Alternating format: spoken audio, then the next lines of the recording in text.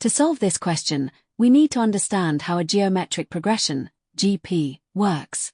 In a GP, you get from one number to the next by multiplying by the same fixed number every time. Here is the breakdown of the sequence: 3, 15, 75, and so on. First, we identify the two most important parts of any geometric sequence. 1. The first term A. This is simply the first number in the list. A equals 3. 2. The common ratio R. This is what you multiply by to get to the next term. To find it, divide the second term by the first. 15 divided by 3 equals 5. So, R equals 5. After finding our key elements for the geometric progression, the question asks, which term is 46,875? We use the geometric progression formula. So, 46,875 equals 3 times 5 to the power of n minus 1. Let's divide by 3 both sides. We get 15,625 equals 5 to the power of n minus 1. To find the power, you can use a calculator or keep on multiplying 5 by itself to see how many 5s it takes to get 15,625.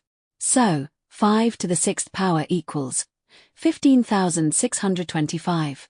Therefore, n minus 1 equals 6. Now, add 1 to both sides, we get n equals 7. So the seventh term is 46,875. For the second part of the question, we are asked to find the sum of the first 8 terms, S sub 8, without adding them all manually. In this case, we are going to use the sum formula. We know already that A equals 3, R equals 5, and N equals 8. Let's substitute them into our formula. S sub 8 equals 3 times the quantity, 5 to the 8th power minus 1, all over 5 minus 1. So, the sum of the first 8 terms is 292,968. Finally, mastering geometric progression is all about recognizing the pattern between terms.